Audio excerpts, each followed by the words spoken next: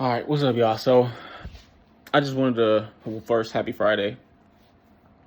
And I was just thinking about the numerous investigations going on with gambling in the NBA at the current period, and also the investigation into Kawhi Leonard and his contract, his business, the traditional, straightforward way of doing business. I guess him and Steve Ballmer and other parties weren't necessarily going through the proper routes. And so it just makes me think. It's like, and I don't know anything about the investigation, so I don't know if anyone is guilty of breaking a law. You know, I'm sure the NBA has their own rules, but I don't know if the actual law was broken. But what comes to mind is with these investigations about these athletes, a lot of them black men. I'm sure there's other men, other men of other ethnicity that are caught up in this too. And that definitely applies, but it's the idea that they've made it in like the life sense, right? They have the tools in which to make a living, have a family, live the life they want to live, and they still end up in situations where they're breaking the law, definitely in the gambling case, right? Because I think they're being investigated for like some real jail time or not. You're breaking the law for money. Now, to me, the thing that makes it more of a mental, because I mean, when it comes to situations like this in investigations, when money is moved, that immediately catches the attention, that immediately is like the priority. And I understand that. But then if I can just look a little bit past the money, how Disney used to have the backgrounds set up to where it was like each cell was a background, so you can actually like go into the picture. If I can do that and look past the money, it's like a mental thing. Because the idea that these super athletes don't also have the tools in which, and I get it, it's tough. If you go from making millions, tens of millions, hundreds of millions of dollars, and you quote unquote fall on hard times, and you end up making $100,000 a year, $80,000 a year. I get that that's tough to adjust to, but to resort to breaking the law so then you don't have to live that type of life that most Americans live, and that also, to put in perspective, is in the top percentile of how people live in the world, it's unfortunate because that's unnecessary suffering. Unnecessary suffering. You have these men that have won the lottery, fortunate enough to achieve their dreams, and are still finding themselves in positions where they're resorting to not going the proper routes, not being fully communicative about how they're, moving and getting the money, trying to, and I don't know enough about the Kawhi Leonard situation with his uncle and the business moves and all that stuff. I don't know. And I don't know much about the gambling investigations and scandals either. I haven't done deep research, but just as a layperson on the outside, it seems like a mental thing. Because it can't be about the money. It can't be about the money. You know what I mean? It's like, because they all definitely have the tools in which to make money outside of the league, right? I think that's another thing that's very interesting. Being in the NBA and achieving your dreams and winning that lottery, maybe it can almost mentally put you in a cage of, okay, so this is the only thing I'm going to be great at. But I'm almost positive almost everybody that makes it to the NBA, it doesn't just take physical, it takes mental toughness, it takes discipline, it takes creativity to figure out how you're gonna be elite, how you're gonna excel on the court in all different facets, tired, energized, stressed out, all these athletes are people too. So they're achieving their dreams at the highest level under some of the most stress, while also still living life, dealing with life stresses. They have the talent, they have the mentality, the wherewithal, the will. They have the characteristics in which to make their lives great even after the league, even if they squander their money. And yet they're throwing their lives away And it's like, no. Don't throw your lives away, dog. Be an example of how future athletes, future professional athletes, future professionals in any area of expertise, any craft, any department of society, you know what I mean, of living, if being an expert in that. It's like,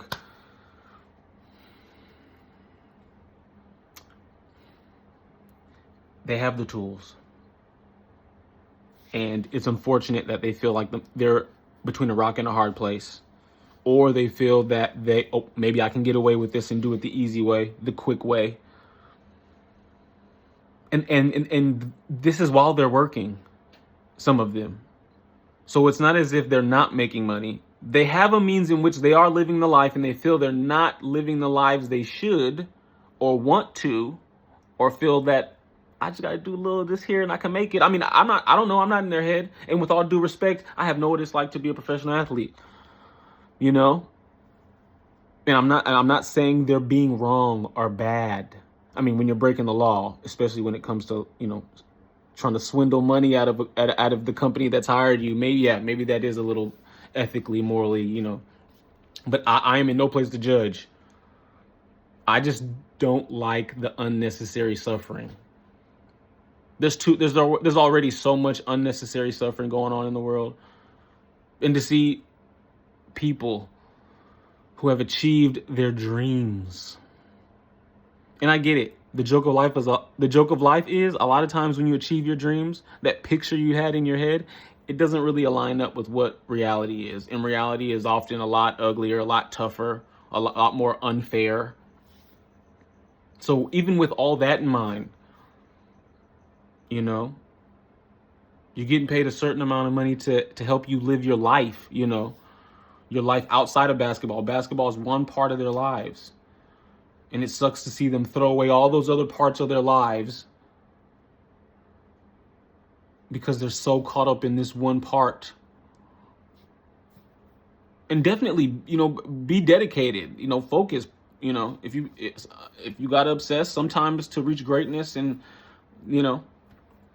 as someone who hasn't reached the heights of greatness that they have, I couldn't even tell you what that would entail. I just don't like seeing former millionaires, and not even, former millionaires that came from the bottom, came from squander, came from poverty, came from having less, tough times, hard young lives. And it's like, I don't want y'all to throw that time away. I want y'all to be with y'all families. I want y'all to be with y'all friends. You know what I mean?